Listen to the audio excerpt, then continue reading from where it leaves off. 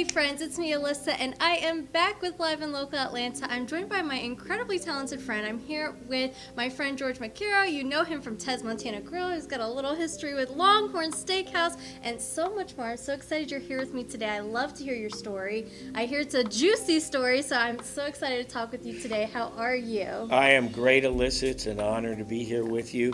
Don't believe everything you hear. If it's good stuff, it's probably not true. If it's really bad stuff, it's definitely not true. I love it. Well, I want to start with Ted's Montana Grill. Now, you all recently came out and catered a delicious event for us, and I'm so glad we were able to make this connection with you all. Can we start with the history of Ted's and how it kind of came to be? Right. So, as you mentioned, I've been in the restaurant business a long time here in Atlanta. And in 2001, I decided to retire from Rare Hospitality, which owned Longhorn and the Capitol Grill. And at the same time, Ted had been trying to get into the bison ranching business and the bison manufacturing business, best way to describe it. He was trying to bring bison to America's table. It's a healthy red meat alternative to beef, richer in omega-3 fatty acids in salmon, easier on the environment, native to North America, and it was also a very endangered species. It wasn't on the list, but the herd was very small, having been decimated over 100 years ago. So his goal was to bring back the bison herds by putting it on America's table. Sounds a little odd, but it works, because if we can make it a commodity, a for-profit business, then more ranchers would decide to have it. Otherwise, bison would be alive only in our zoos and parks, and the animal husbandry just doesn't work. So I had looked at the bison, tried to use it into the restaurants I already had. People smarter than me decided I didn't know what I was talking about. So I had this concept for gourmet hamburgers, fresh made, incredible fresh food. And I put it down on a piece of paper, and I got it to Ted through his son-in-law and daughter, Laura and Rutherford. And he said, "Hey, pal, let's do it." And we shook hands, and we decided to create what is now, 22 years later, Ted's Montana Grill. I absolutely love that. Now, growing up, I had a Ted's Montana Grill right in my neighborhood, so it's really actually exciting for me to learn and discover this is truly an Atlanta brand in some regards. And you mentioned something I want to ask you about, and you say a gourmet burger, and it sounds like you were a little bit ahead of the curve with, these luxury done-up burgers. How does it feel kind of knowing you're a trendsetter, especially in the food industry, knowing how much we love and value meals today in such a Instagrammable world, if you will? Right. So thank you for that. And actually, yes, we were ahead of our time. We were burgers before burgers were cool. I think that's a country song. But anyway, look, all my life, it's when I did Longhorn Steaks in 1981, we were given credit for having started a whole niche of upscale family dining steakhouses at Texas Roadhouse, Roadhouse Grill, Outback Steakhouse, Longhorn, etc. And really, it's the same with the burger category.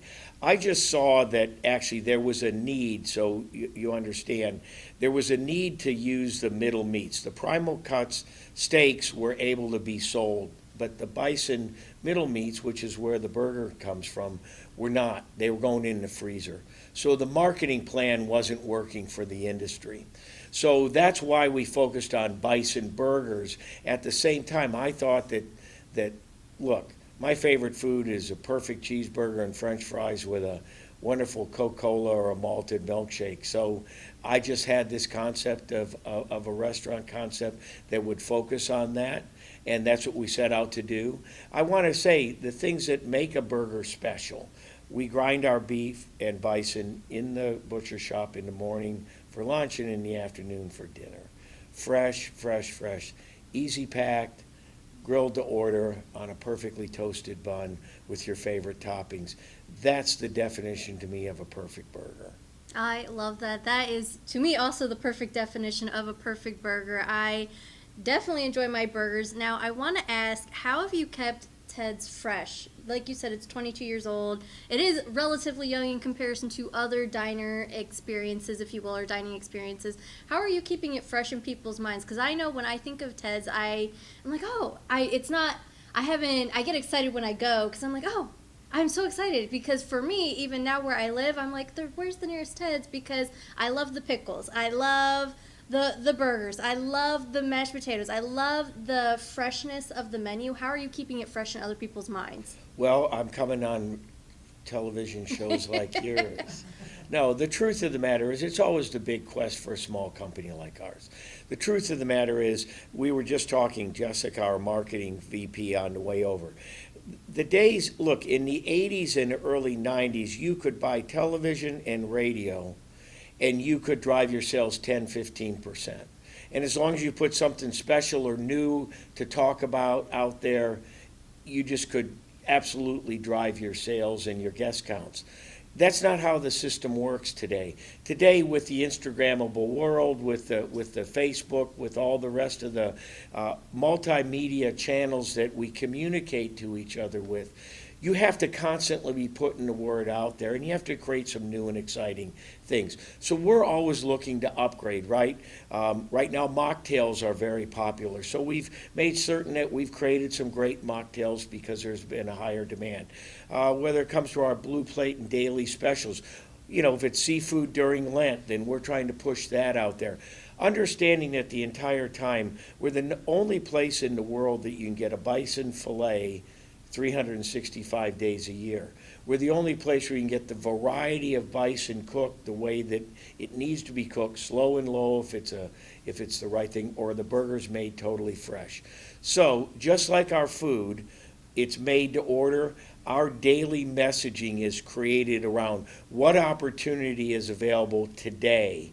We were just talking, we're going to take care of National Burger Day. You know, we're going to run a week-long promotion to try to get the word out and get people that might not have come in for a while or never been in, come in and give it a try. So I think that those short-term messaging right now to give somebody a special reason to choose our restaurant is the only thing we can do. Now, you touched on something that I think is super important, especially I think where a lot of people don't understand when you eat at a restaurant. It's more than just the plate. It's more than just the food. It's the experience. Can you talk about how you've been able to craft and curate experiences for people as soon as they walk in the door, even when they're ordering food to go home and eat? Can you talk about that experience that you want to create? Sure. I think, having been in this business a long time, you can tell by the gray hair, having done it for a long time, you know, there's always a great debate. The fundamentals of successful restaurants are great food, great service, great attitude, and a spotlessly clean restaurant. Those are the four pillars, in my opinion. And you have to get in the game, you have to play in that league and deliver that consistently. I think that there's been a change in the last several years, that experience has moved up the ladder to be the most important reason why people seek to come back or truly enjoy themselves. We call that genuine hospitality. That's welcoming you in the front door as if you're coming into our own home. Making certain that we guide you through the experience with giving you what we call the 16 Big Sky moments. That's getting your table on time, taking your order, listening, cooking your food properly, getting to the table when we need to be there. Don't interfere if you don't want to be interfered with, but be there when you need us. And make it a place where you feel better than you did when you walked in the front door. That you had a time to kind of let loose. Look, dining experiences is what most of us do for socialization. We think about it, our family dinner. We don't do as much family dinner as we used to generations ago, but we do dining out together. We gather with our friends or with our family, and we want to have a fun, exciting time, in addition to getting great food with genuine hospitality and great service. So that's how we go about it. We're always trying to look out for what, I don't want to say the next trend is, but where does the consumer want us to be in delivering them something that they want? Another thing we've done, specialty cocktails. You know, right now, when it comes to cocktails, specialty cocktails whether it's margaritas, we've got a raft of great fresh juice margaritas. So we try to promote that out there because that's what the consumer's buying elsewhere, and we know that. I love that.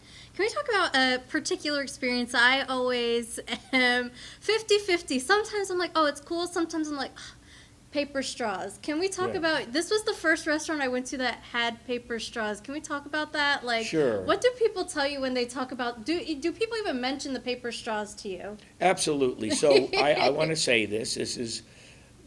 We reinvented the paper straw. And how that happened was in 2001, as I was putting the concept together, Ted and I are environmentalists. We wanted to be environmentally sensitive. We wanted to be on the leading edge of sustainable practices, and we are. And we back that up with supporting the industry and moving lots of restaurants into that arena. And, obviously society has embraced it over the last 20 years. But what happened was when I was looking out, I didn't want to have plastic in the restaurants. I wanted everything recyclable, and I did not want plastic. So it came to the straw and the stir stick, and I went, oh boy, what am I going to do?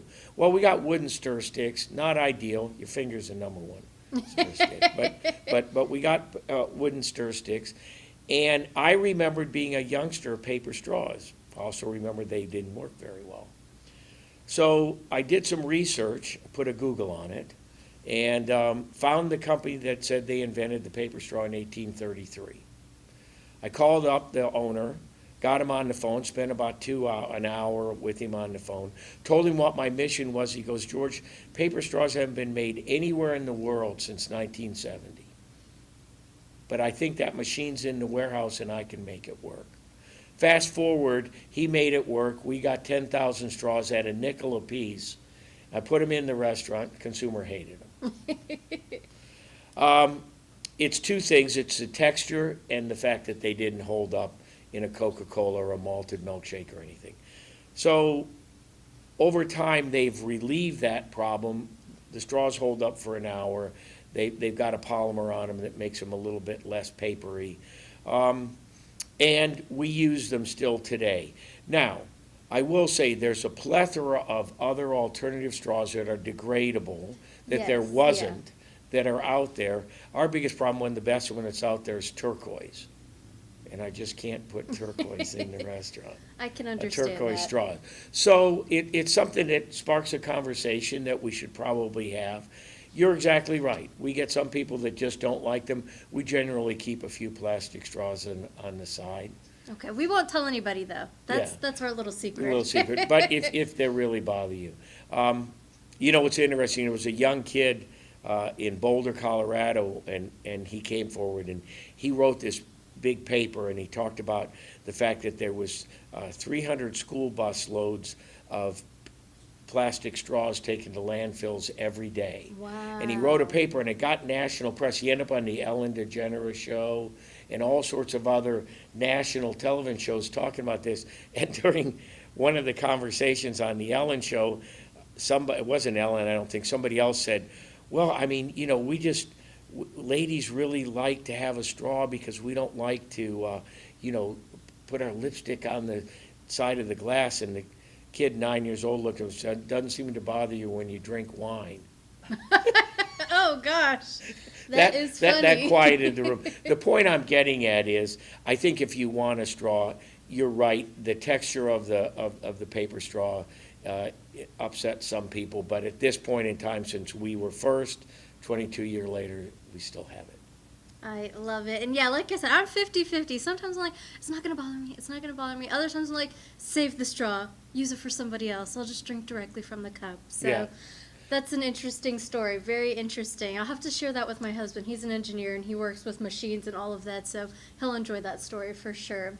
Now, George, I have to ask, you're actually really cool. Like, I feel like you've got a cool vibe about you. So I want to throw some questions at you. Okay. Let people get to know you a little bit. So you are starting your day. What is the first thing you do when you wake up in the morning?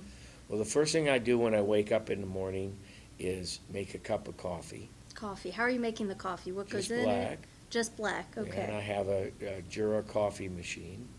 And then I go about getting the breakfast table ready for my daughter. And then I go wake up my wife with a cup of coffee, and I take my little dog out for a walk. That is very nice. And then after that, I go to the gym. And then after that, I check emails. And then after that, I started an exciting day in the hospitality business. You know, I appreciate the fact that you said something nice about me, but the truth of the matter is, I am very, very proud to be in the hospitality business. I'm proud to serve people. I think it's a noble industry that we work in. I think sometimes we're misunderstood. We're the second largest private sector employer in the country, second only to the medical field. You know, 70% of the people 70 years old and younger have had a job at some point in the restaurant industry.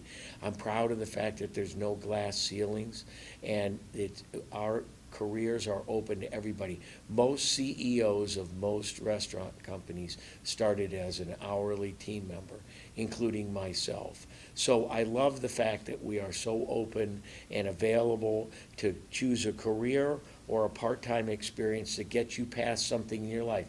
Maybe you're going to college and you need a part-time job. Maybe you're going through a change in life. Maybe you've had a situation where your partner works at home or works in the daytime and you work at night in a restaurant in order to not have to have childcare, et cetera, et cetera. We're very flexible. So my positive energy, which hopefully you picked up on, is I look at the world as the glass is always at least half full, if not more so, and I try to be positive in every way and help people have a better day. That's what keeps me going in the morning. So that's what I get up and try to do. I have to ask, what would you say is your favorite meal throughout the day? I know you mentioned you drink a coffee in the morning. Is there breakfast accompanied with that? Are you a lunch, a dinner? Are you a snacker? What's your deal so here? I'm all the above, but I'm on a seafood diet. If I see food, I eat it. That is a good joke. That is a good So joke. anyway, look, I'm not a big giant breakfast eater, although sometimes I will. I think they're good, mainly on the weekends. Primarily, I'm a lunch and dinner person. I love to eat at our restaurants. I love to eat at our competitors' restaurants. I think the culinary scene, the variety of food and opportunity to dine in Atlanta, Georgia, is in the top 5 culinary scenes in the country. And so I get out and experience it all. If I had to pick one favorite meal, it's going to be dinner. Nice. I worked in hospitality all my life. Even to this day, I still work at a hotel. In my free time, I love it. So for me, I work at a hotel overnight on the weekends. I eat my dinner for breakfast and dinner for dinner. So I love it. I don't ever eat breakfast. I'll have rice and beans in the morning, leftovers from what I ate the night before. So I feel you on breakfast. I'm not a big breakfast fan. Now I have to ask, I was told by a little birdie, you got an award recently. Can you share your favorite award and also tell us about your most recent award? Yeah, so I think the favorite award that I have is Ted's Montana Grill's been recognized over time for all the work we've done with Share Our Strength and No Kid Hungry campaign and helping our industry with families and families in need. And so we've gotten several awards for that. When it comes to the food side, the number one thing that just happened for us is we just won Jezebel Magazine's 3rd year in a row Best Burger in Atlanta. So to your listeners and viewers, if you haven't been to Ted's Montana Grill for one of the burgers, obviously it's worth the trip. Give us a try. Absolutely. Can you describe your perfect burger? You have any option available to build a perfect burger. What are you starting with? What are you putting on top of it? All of that. Well, I'm going to start with fresh beef or bison. In my case, most likely bison. It's half the fat and cholesterol. So I choose that. It has to be fresh ground. I have to hand pack the burger. I don't like pre-made, frozen, smashed down burgers. Now, don't get me wrong, there's some double stackers out there that are incredible. That's a whole different burger experience than what I like. I like my burgers medium, so I like them a little bit juicier and a little bit less than well done. Has to be American cheese for me. Bacon and onion and sauteed onions. That's one of my all-time favorites on a perfectly toasted bun. My favorite burger at Ted's Montana Grill is called the Canyon Creek, and that's beef or bison, American cheese, cheddar cheese, a bacon, a fried egg, fresh chopped jalapenos, and blackberry jam. And so what you get is kind of an ooey gooey, sweet and spicy burger bite, and you have to take a shower after you eat. That sounds quite delicious, and I can imagine your hands getting very sticky. That leads me to two questions, actually. Number one, can we talk about adding jelly to a burger? I think a lot of people, first of all, hearing bacon and jelly, I don't think people realize this is a delicious combination in general. But can you talk about kind of that? And then I was hoping, could you also speak to some of the taste and texture differences in between beef versus bison? Yeah, sure. So here's sweetness on a burger is like it just enhances the overall flavor profile. Usually, now don't get me wrong, they're spicy burgers. I mean, we have the peppercorn burger, we've got the green and hot. You know, you're talking jalapenos and sriracha and a very hot and spicy burger. But when you're putting together, think of breakfast, right? We both said it's not our favorite meal, but think of breakfast: bacon, eggs, toast, and jam. So It's all a right bun there. is toast, toasted bun, jam, egg, bacon, cheese, and beef instead of just bacon. So the combination all goes together. The reason that I put the blackberry jam on the green and hot, well, not, I'm lost here. The reason I put it on the Canyon Creek is because we have fresh, hot jalapenos on there. So if you just have the jalapeno, it's too spicy. And that sweetness sets that off and kind of softens that super, super hot texture. Absolutely. So that's that. I think you also asked me about the texture and difference. Let me say this about bison. First of all, I think I said this, but top 5 foods women should eat. For iron replacement, it's richer in omega-3 fatty acids than salmon. It's half the fat and cholesterol of beef. It will be recommended on a heart-healthy menu if you have that kind of condition. Now, don't get me wrong. At half, it's still got flat fat for flavor. So the only difference will be if you overcook bison, it'll get very tough very quickly because there's no fat content compared to the quality. There isn't as much fat content in it. So what we have happen oftentimes is people overcook the bison. That's why I say it's either slow or low or eat it medium or less. Now, texture-wise, it's identical to beef. It is manufactured in the same way. So if you get ground bison and ground beef, you're not going to be able to tell the difference. They're both going to look exactly alike. Texture of a strip steak, a filet steak, or anything else is going to be identical. Where you can tell the difference is the leanness, which is the fat content, but most importantly, it's a little bit sweeter. It's slightly more, a little bit more sweetness to it than beef. Now remember, bison eat grass. Beef are ruminants, they'll eat virtually anything around them. And in many cases, they've been put into a feedlot where they've had a lot of grains and corns.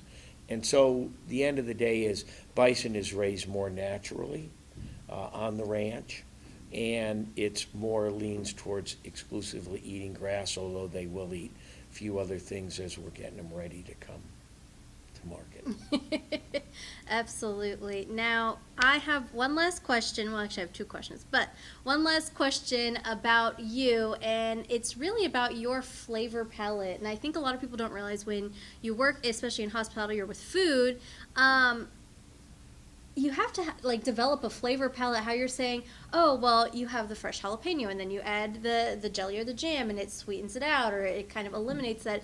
Can you speak to how you developed this? Because at home, I cook most of the time at home, and I still sometimes I get so scared to experiment with spicy because I know sometimes you could eat spicy and it's immediately hot, or I don't know what happens, but it's hot on the back of the tongue. Can you talk about how you developed that? Yeah, so Thank you. That's a wonderful question. So I'm not blessed with a super palate. There are people, that have super palates, and they just have 1,000 times more taste buds than maybe you or I have. So they are able to taste incredible texture and depth in every bite that they take or every sip that they take of. These are the sommeliers of the world that can tell you that grape was grown at blah, blah, blah location within 3 feet and what year and what texture. So I don't have that. What I've developed over time is trying to understand something that isn't too salty or too spicy, at the same time has that depth and texture to it, that the initial bite is wonderful. It's like an explosion in your mouth. So that's why the perfectly cooked burger, for example, with cheese and onions and bacon on it, you get that first very good bite.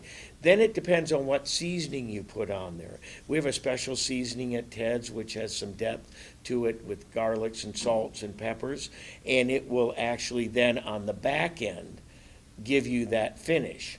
And so it's all about balancing salt, pepper, spice with texture. Texture is much more important to the ultimate satisfaction of something you eat than we give it credit for. And it's also true that people eat with their eyes, not with their mouth. If it looks good, it tastes good. So color along with that texture helps people really get excited prior to having something to eat. So it's really, I consider food to be art. I think you do too, from just our minute of conversation. And that's the way that things work. Absolutely. I love it. George, how can people stay in touch with you, find out more about Ted's and all of that? Well, the best thing to do is go to our website, tedsmontanagrill.com. You can get a hold of Jess Smith at tedsmontanagrill.com. You can get a hold of George at Ted's Montana Grill. And you can get a hold of us by just looking out there on Instagram and all the other social media channels, because we're always putting something out there exciting and fun to do. And or you can visit your 11 favorite Ted's Montana Grills in and around the Atlanta market and our other 38 restaurants in the other 15 states. I love it. I love it. This is Live and Local Atlanta. I'm your host, Alyssa. Make sure you download the free Odyssey app today. That's AUDACY inside the App Store. Once it's downloaded, favorite Star 94 Atlanta by hitting the heart in the top corner of your screen so you get notified of exclusive conversations just like this one with my incredible friend George. And of course, make sure you follow Star 94 across all social media at Star 94 Atlanta, and I'll see you next time.